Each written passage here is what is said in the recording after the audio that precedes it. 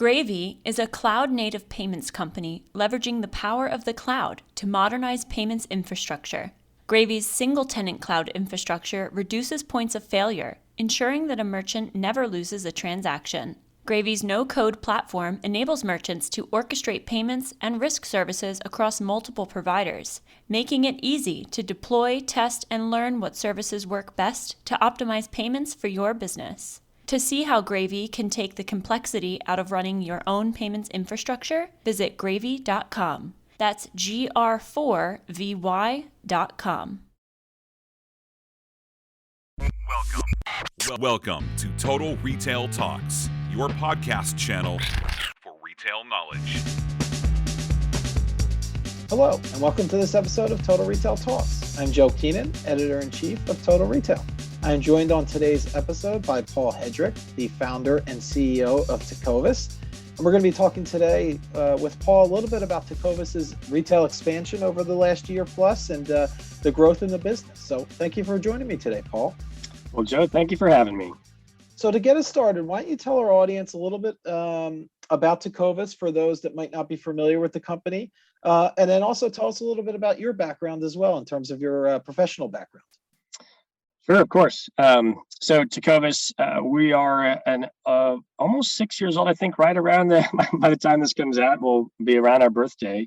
We are a Western brand whose mission it is to really become the most beloved heritage Western brand in the world by creating unparalleled products, experiences, and joy to everyone who crosses our path.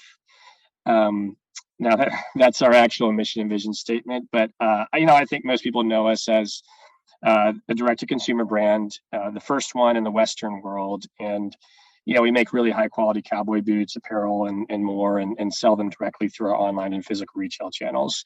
We have 17 stores in addition to our online business. And then my background, so I quit my job in actually retail private equity 7 years ago and change. I'm a Texan by birth, and that's where I was raised. And I love Texas.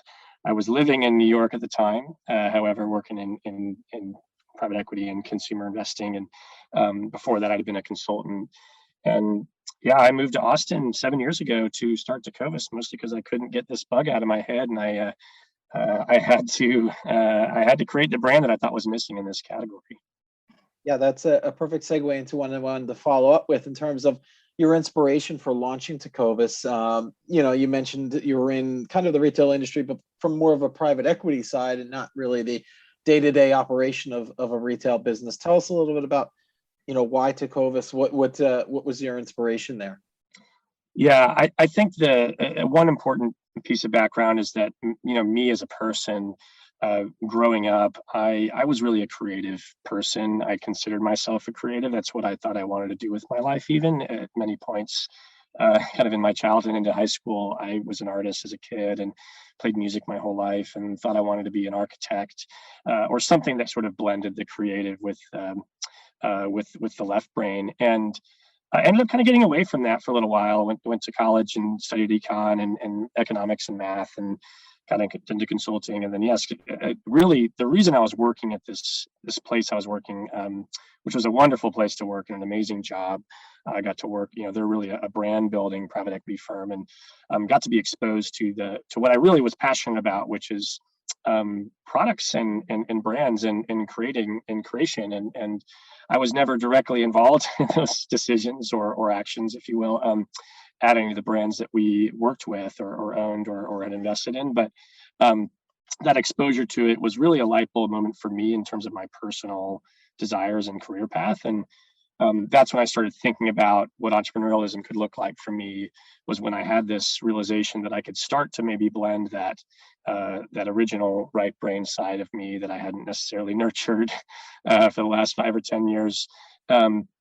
And as soon as my mind started sort of opening up to that idea, I mean, literally the first idea I had was boots. And, I was a Texan, a bit of a homesick Texan at that. I was wearing cowboy boots to the office pretty much every time I went. And, I think the best, many of the best companies are started by, trying to find a solution to a personal problem. And for me, I love the boot industry, and it's fun shopping for boots. But for me, I could see a lot of opportunity in the fact that there wasn't a brand that really spoke to me, that I could speak to, and that it interacted with me in a way that I think I want a brand to interact with me, from the products they're making to how they're selling them to how they treat the customer. And yeah, it just turned into a cavalcade of ideas of how to create what could be the best brand in this category, from quality to design to customer experience. And as soon as I got that bug in my head, I couldn't get it out. So I quit a few months later. And you mentioned that inclination as, even just growing up as, being more of a creative, from more of a creative mindset, and kind of being able to control that at Tecovas, provided you a great outlet for that. So Tecovas has been in kind of a unique position. So many retailers, particularly those that are more heavily leveraged in physical retail, have really, they've struggled, to put it, frankly, to be frank, during the pandemic, and they've, seen drop off in traffic and sales. Tecovas has been fortunate; it's been able to even expand its business during the pandemic. Obviously, you mentioned first as a direct-to-consumer brand, obviously the online business, but you've also sort of in the last several months even expanded and growing your physical space footprint as well. So tell us a little bit about kind of what factors you believe have kind of led to the spur this growth that you've seen. Yeah, so we are definitely in a fortunate position this year. I think last year it's been a 2-year roller coaster, which I'm sure many other brands and retailers could say the same. Last year was really a major disruption in demand. People were Tecovas going out, going to work, going to events. That kind of occasion really plummeted. So we had to really rethink things in 2020, act quickly. And so if I look back in the last 18 months, it was product expansion, it was channel expansion, retail, as you mentioned, and it was market recovery. And so on the product front, we really wanted to. One thing I'm grateful for is we got together as a team, and we actually decided to keep all of our innovation and all of our launches in the pipeline. So we've been really busy the last 18 months. We certainly had to slow down some of the ordering we were doing on core products, but we launched our first rugged ranch and work focused boots. We continue to launch limited editions and seasonal product expansions. We expanded apparel from really sort of a basic jeans and tees business to a full apparel line. So that was a huge driver of growth, especially this year. Channel, we were online only from 2015 through 2018. We started March 2020 with 5 stores. We now have 17. So it's been a busy last 18 months.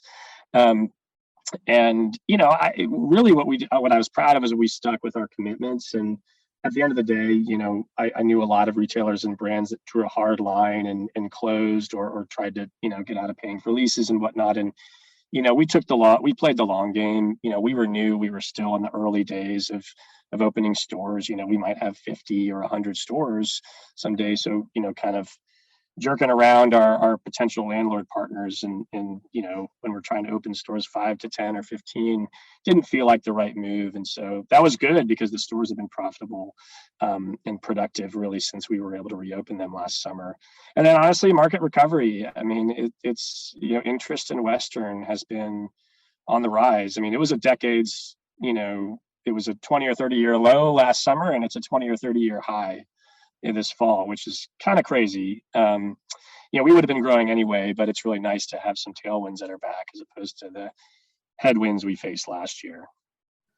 So you mentioned that you're about 17 physical locations now, store locations now.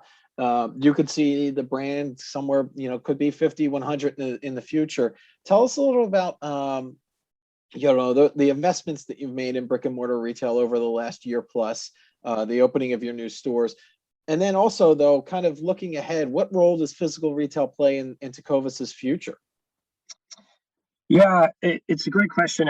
The short answer is it plays a big role. The reason we started opening stores to begin with was because it's what the customer wants. As much as e-commerce is important for our retail and development for any brand in the U.S., it's still what 80% of U.S. retail sales is physical. So, that number is obviously going down, but for our category, it was actually even higher. And so we had developed a pretty robust e-commerce strategy that we knew was going to grow for a long time. In fact, e-commerce will likely be the majority of our sales still for the coming years. Hard to anticipate when it won't be. Today, it's about 65% of our sales e-commerce. But to backtrack to really the reason we opened stores to begin with was this is where a lot of people would prefer to buy the product. It's a better experience for many people to try on a pair of our pretty amazing boots in person, and they sell better. I mean, they sell better than even the picture. They look and they feel and they smell better. The second is the reason I think we wanted to open stores and why they're still important is controlling and really defining our brand presence. It is the most holistic expression of our brand. It engages all five senses, really, which is really important for us. It's a way to kind of go beyond a banner ad or an email to talk about the brand and make it more human, because we really want to be the human brand in the category. We want to be the most customer-oriented brand in the category. And stores have been a pretty incredible outlet for us to do that. And third, and this is probably the reason that everyone wants to know. I mean, listen, it makes our business a lot healthier having stores. They tend to vastly amplify the sales of the markets that we open them in, as opposed to supplement or bump e-commerce. And in fact, usually the stores do a lot more in revenue when we open them than the market was doing overall online. They're profitable. And what's kind of cool is we've been doing a lot more research on this front. Obviously, it was a little bit interrupted last year, but they encourage a lot more new customers, like I said, make the market bigger. But they also are encouraging more repeat customers. And you might think that people who buy in store might want to later go online and just keep buying from there. But the truth is, for us, they like our store experience so much that it actually encourages heavier repeat in stores. So it's a really important part of our future. We haven't figured out exactly what that rollout or total sort of capacity in the US or beyond looks like, but we're working on it, and it's really exciting. I wanted to follow up on that last point, Paul, in terms of identifying and kind of amplifying the markets that you're going into. So were you looking at some of the data around your online sales, or and trying to place some stores in some of your best markets, or maybe conversely, you were looking at we feel there's an opportunity here. We can introduce the brand in some new markets, and we think we can get some of that customer acquisition. Talk us through a little bit kind of about the internal discussions I'm sure that happened in terms of where you were locating your new stores. Yeah, you're right on the nose, Joe, actually, because it's a little bit of both. And it was more of the former at first. So really, the no-brainer, opening our first 5, 10, 15 stores was not rocket science. I think, you go to where the boots are selling today. And when we had a few of those data points, it showed how well stores do in those markets where cowboy boot sales, and especially Tecovas, boot sales were already really strong. E-commerce data was, in many ways, the only thing we really need to look at. But more and more as we've expanded and as we look toward the future, internally, those discussions are becoming, a little squishier, and you have to figure out what other factors can be at play. We've opened in markets that have high tourism factors, for example, that wouldn't have necessarily reflected in strong e-commerce sales before. So that's a factor. And we've got a list of these factors that I think make different markets or even centers more interesting.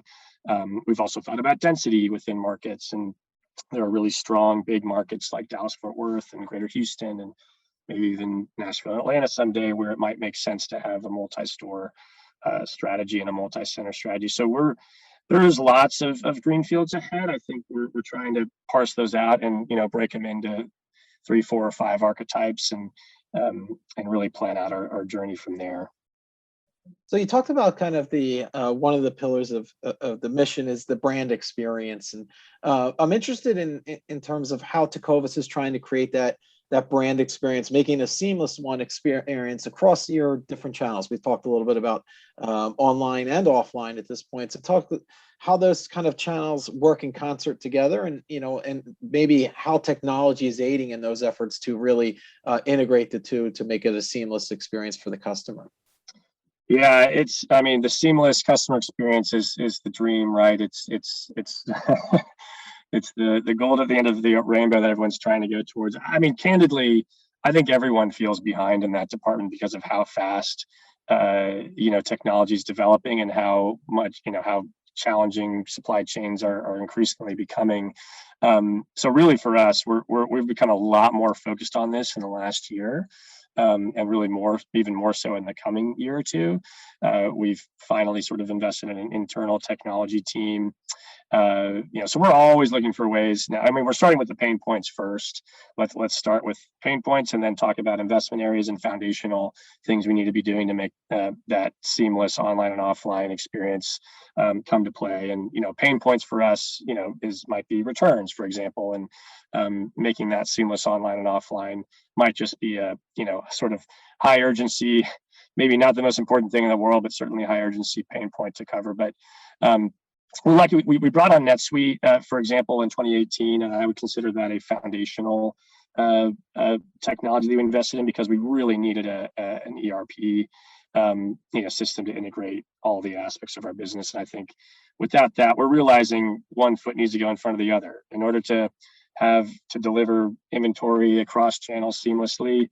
You need to know where your inventory is. You got to know that it's accurate. You got to be able to move that inventory. And like, we're realizing that there's a step 1, 2, 3, 4, 5, and we can't become fully omni-channel, fully seamless day one. And so now it's about mapping that. But we're excited. There's a lot of technology to invest in this year and next year. We're looking at a customer data platform, a CDP, server side, Google Tag Managers, and really just making sure our shopping experience is seamless. But inventory, I think, is the focus, because really as a company, you want everyone to buy everything everywhere, and setting those up in the right sequencing and prioritization is the main thing we're focused on.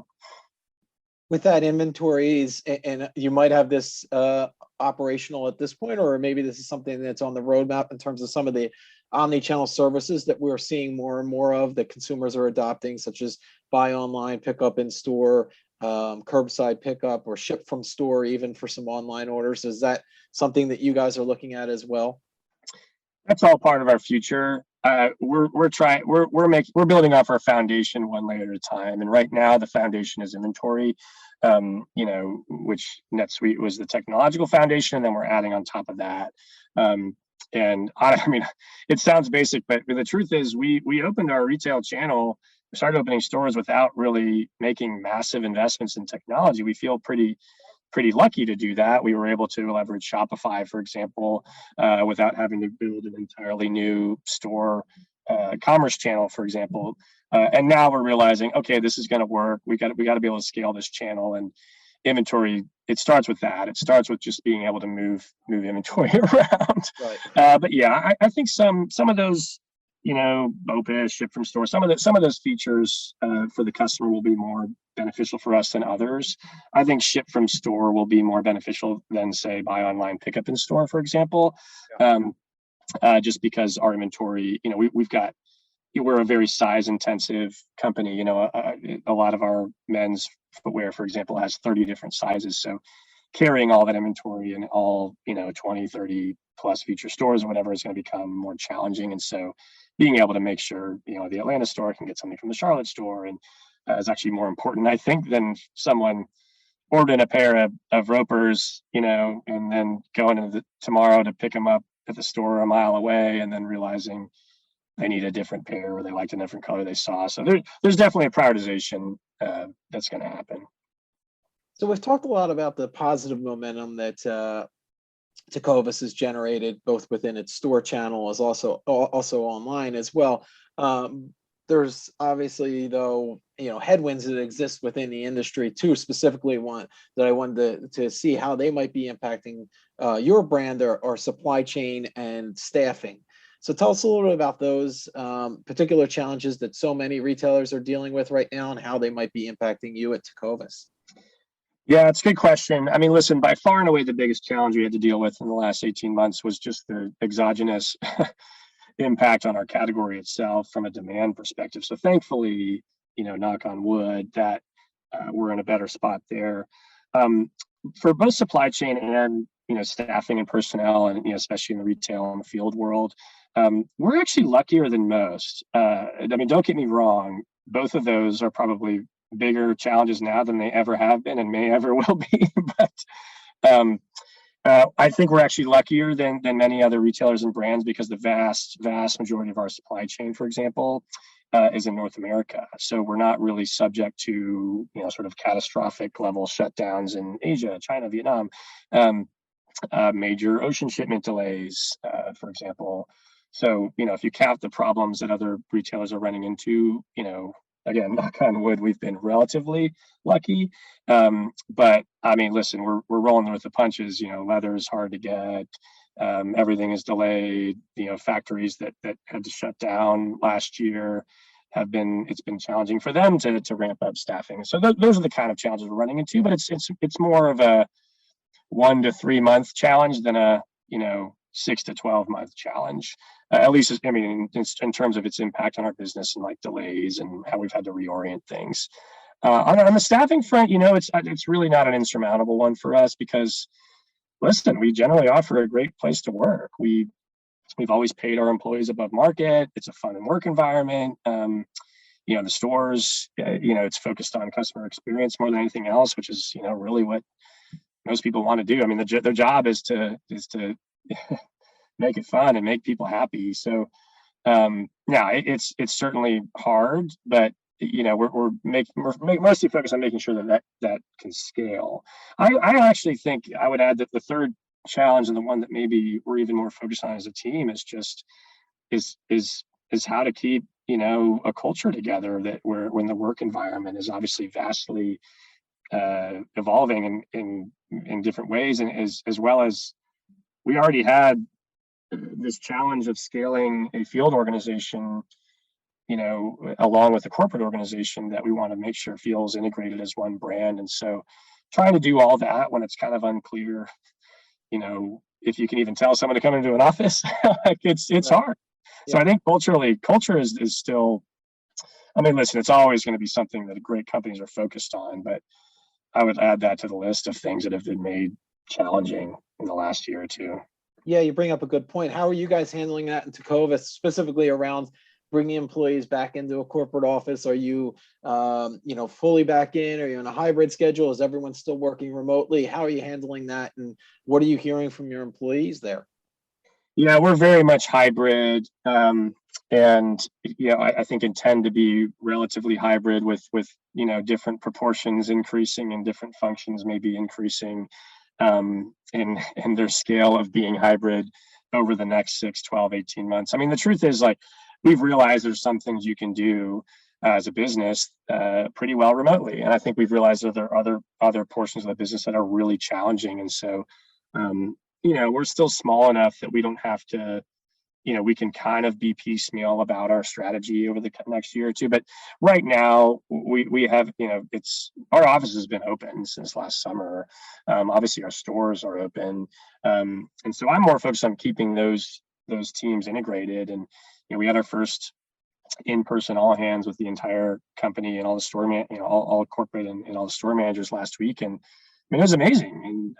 And I think the more, we have to find the right moments to do that.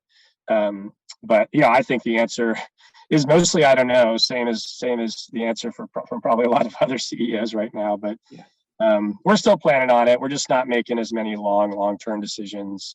If we get into a new office, we'll make sure it's relatively flexible, and you might have to pay a little bit more for that. And that's okay, because it's better than, pouring a ton of money or commitments into something that you don't know you need. So that's kind of where we're focusing our energy. Yeah. And towards building that culture that you mentioned is a challenge, is an ongoing process for you at Tecovas as well. So I'll close with this, Paul, in terms of, we've talked about sort of what you've seen over the last year plus, last 18 months during the pandemic. Let's look ahead a little bit in terms of the growth opportunities going forward, what you're looking at in Q4 and then moving into 2022. As CEO, where's your attention focused? Yeah, my attention is on strategy. It's on multi-year strategy. It's on team, and it's on product vision. And I think I really at this moment we're really already looking beyond Q4 and beyond 2022. And making sure that we've got a strategy that's set for 3, 4, 5 years from now, which candidly has been nearly impossible to focus on in the last 18 months, since we kind of went from getting smacked to recovering to kind of holding on to our seats a little bit this year and feeling behind.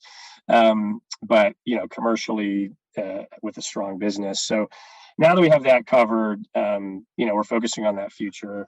You'll see, let's say it's 2025. I mean, in 2025, we're going to have a larger store network. We'll have a higher percentage of our business coming from non-footwear categories, which is about 80% of our business today. You'll see a higher percentage of our business coming from women, who are only 25% of our business today. And, we might even at that point have opened, new channels like international, or even select partnership retail. So, but as far as 2022 is concerned, I mean, we're mostly focused on what we do best, which is, let's continue to make great Western boots and apparel and accessories and sell them to the channels we have today. I mean, we have a low single-digit percentage, share of the market right now for our core customer, and only 20% of the 25 million people in the U.S. who buy cowboy boots and have even heard of us. So we've got a long way to go, and thankfully, it's kind of nice for the team. I think we'll be able to focus on strong fundamentals for the next year or two, and then